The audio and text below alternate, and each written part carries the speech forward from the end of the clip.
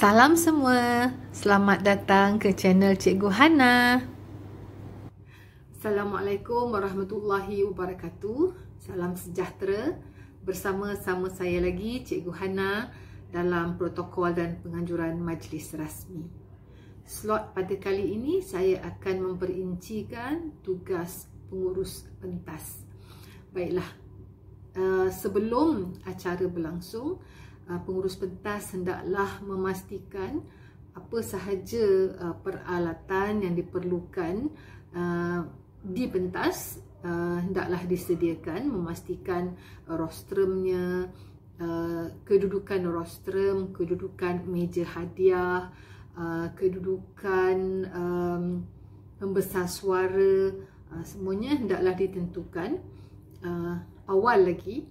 Jadi selalunya kita ada 3 rostrum sekiranya majlis itu berskala besar yang dihadiri oleh pembesar negara, maka kita akan gunakan 3 rostrum. Rostrum tetamu kehormat selalunya kita letakkan di atas pentas sebelah kanan.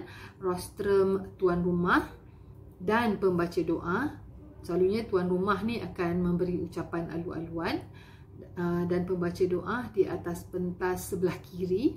Kemudian rostrum pengacara majlis di sebelah kiri bawah pentas. Namun ianya bergantung kepada besar atau kecilnya tempat majlis itu berlangsung. Ada sekolah ataupun institusi yang hanya mempunyai 1 rostrum, maka tidak mengapa untuk kita gunakan rostrum yang sama untuk tetamu kehormat dan juga tuan rumah. Ya, kadang-kadang pengacara menggunakan meja dan kerusi, duduk di kerusi di sebelah bahagian bawah dewan pun boleh juga. Tapi selalunya dalam majlis yang berskala besar, memang 2 rostrum di atas pentas dan 1 rostrum untuk pengacara di bahagian bawah kiri pentas. Jadi segala pergerakan di atas pentas ini adalah di bawah tanggungjawab stage manager ataupun pengurus pentas. Jadi pengurus pentas ini dia bertugas di atas pentas sepanjang majlis berlangsung. Dia mengawal selia semua pergerakan di pentas, ya, semasa raptai dan juga semasa acara berlangsung. Pengurus pentas juga perlu mengambil tindakan segera jika berlaku sesuatu perkara di luar jangkaan di atas pentas.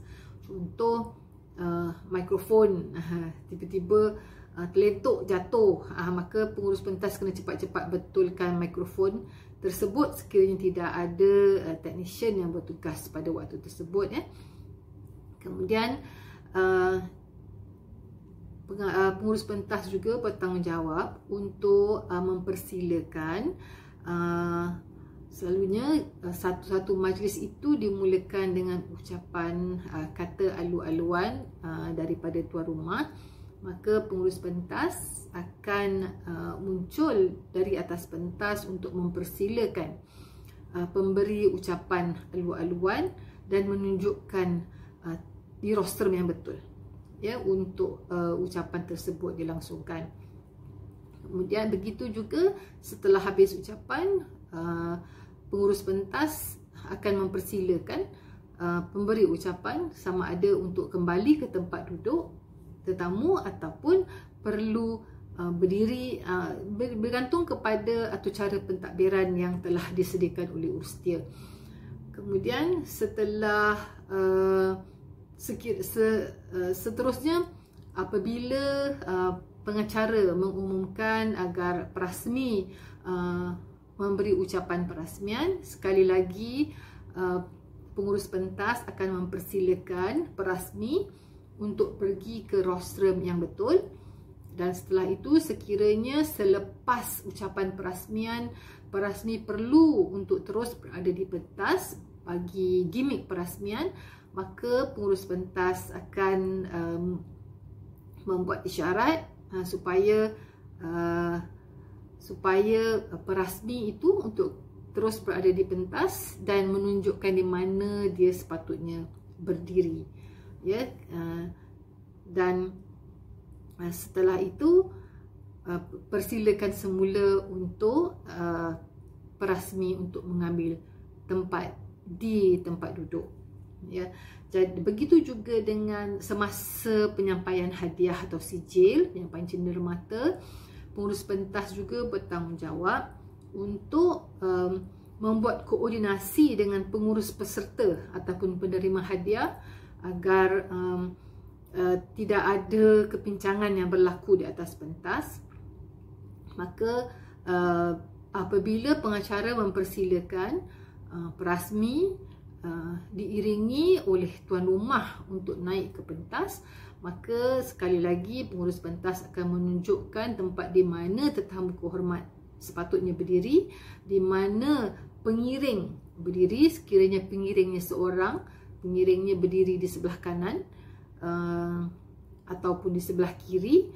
Jadi kalau dua orang di kedua-dua belah perasmi, maka itu adalah tugas pengurus pentas untuk menunjukkan di mana mereka sepatutnya berdiri. Dan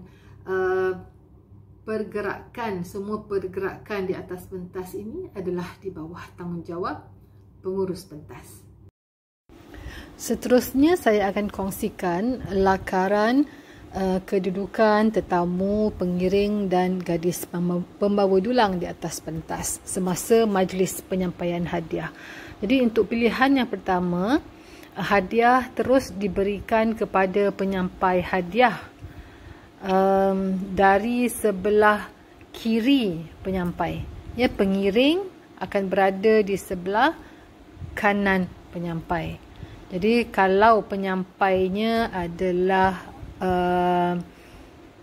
YDP PIBG, maka pengiringnya guru besar ataupun pengetua, dan gadis pembawa dulang berada ke belakang sikit di sebelah kiri penyampai ataupun perasmi. Ya. Jadi penerima akan terus pergi ke arah penyampai dan penyampai mengambil hadiah ataupun sijil terus dari dulang gadis pembawa dulang. Seterusnya kita lihat pilihan yang kedua. Pilihan yang kedua, gadis pembawa dulang berada di sebelah kanan pengiring. Jadi pengiring akan ambil hadiah ataupun sijil dari dulang gadis pembawa dulang dan menyerahkannya kepada penyampai hadiah, dan penyampai hadiah akan memberi hadiah ataupun sijil tersebut kepada penerima. Ini adalah pilihan kedua, di mana pengiring boleh melihat ataupun memeriksa sama ada sijil itu adalah sijil yang betul diberikan kepada penerima. Jadi dua-dua boleh, pilihan satu boleh, pilihan dua pun boleh. Seterusnya ialah sekiranya pengiringnya dua orang, maka penyampai hadiah akan berdiri di tengah. Pengiring pertama di sebelah kanan, pengiring kedua di sebelah kiri. Contohnya ini adalah majlis penyampaian anugerah cemerlang kecemerlangan akademik untuk pelajar, ya. Senario di sekolah, di mana penyampai hadiah mungkin kita panggil adun kawasan. Pengiring pertama merupakan pengetua ataupun guru besar, pengiring kedua YDP PIBG. Jadi kedudukan gadis pemegang dulang akan berada di sebelah pengiring pertama, dan pengiring pertama akan menyerahkan hadiah ataupun sijil kepada penyampai dan penyampai terus kepada penerima. Untuk penyampaian cenderamata kepada tetamu kehormat pula, kita kena ada dua gadis pembawa dulang, di mana satu pembawa dulang berada di sebelah pengiring dan satu lagi pembawa dulang berada di sebelah tetamu kehormat.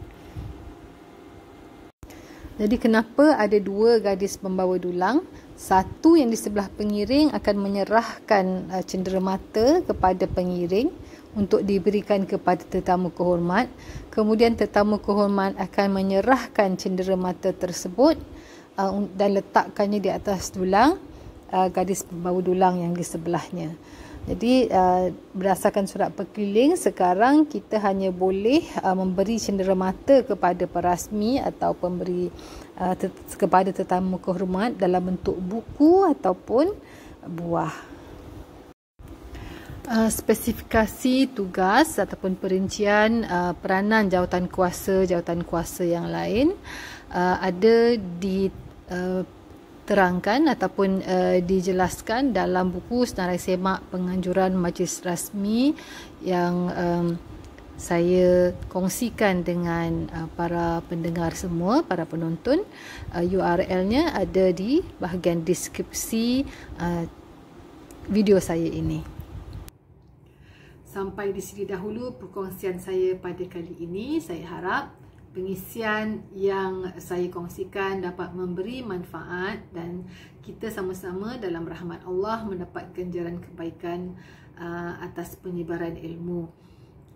Dan juga pada siri akan datang saya akan kongsikan tentang panggilan hormat. Nantikan siri yang seterusnya dari channel Cikgu Hana. Jangan lupa like, share, komen dan subscribe. Bye-bye. Nantikan siaran seterusnya. Sayangi diri, hiasi peribadi.